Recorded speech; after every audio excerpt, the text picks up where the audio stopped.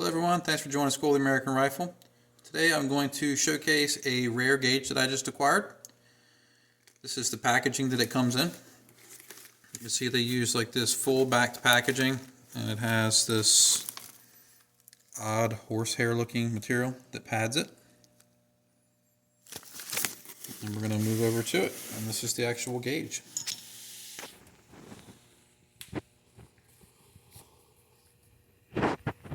So this is a fire pin protrusion gauge for the M16 rifle. This was from the early 70s. From what I understand, not many of these were made. This comes in several components. You have the base plate. You have the set gauge. I'll show you what's on there. Setting master, 0.032, and there's the part number. Then you have this device here, which straddles the bolt head.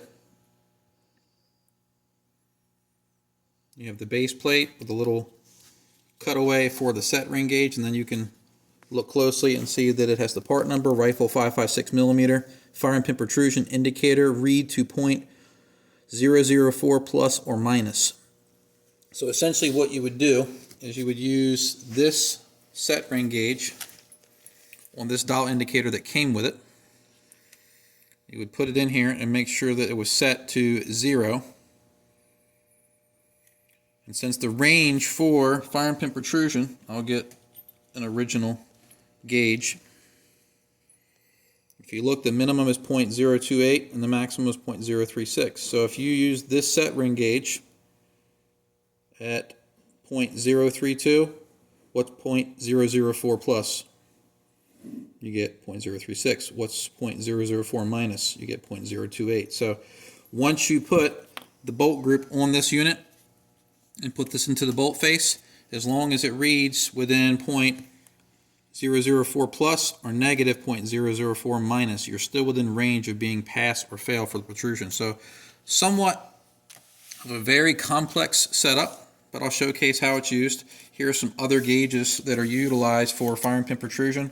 We have two U.S. government issue gauges. These are the friction type. You just drag them across the firing pin to see if it passes. See if I can get the focus better. There we go. Then we have a digital one that I use in classes, depth gauge. Then we have this little fire and pin protrusion gauge that you use with calipers. And then I have a copy of the U.S. government issue gauge right here. So there's several ways you can check fire and pin protrusion. I use this because it's really simple. We have an early Colt 601 or 602 bolt carrier group. This has the fat firing pin in it. And I'm going to show you how this gauge is utilized. We're going to move over to it. What you would do is you would put this device on the bolt. Put this onto here, and this will actually push on the firing pin. So now the firing pin's sticking out. Then, we'd already set this gauge. I've already done all the calibration for it off camera. But if you look closely, the tip of this is modified for the ejector cutout and for the extractor, so you don't have to take apart the bolt to check this. So we'll take it, move it up.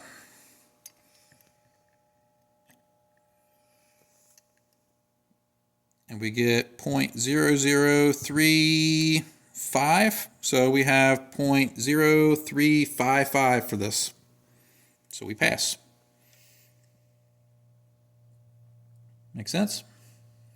Pretty neat gauge, extremely rare. I was very fortunate to pick it up.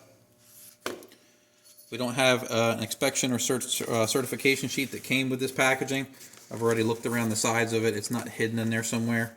But a really neat gauge to add to the AR-15 M16 SOTAR Museum.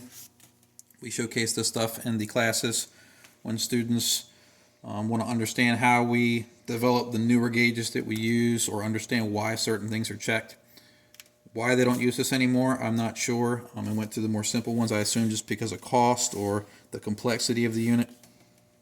I do know that similar setups like this are still utilized. There's a company employee from a different manufacturer in the SOTAR group that mentioned that they use a fixture very similar to this for their rifles.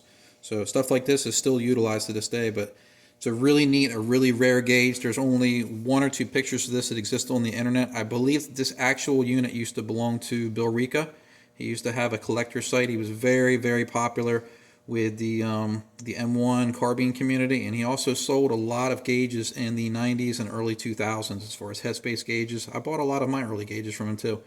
Really, really nice guy. From what I understand, he passed away recently, so I believe this may be part of his estate that was liquidated. So I was very fortunate to get something that was part of his collection. So it's going to stay preserved for future generations to learn from. And I hope you found this video entertaining and educational. Thanks for watching.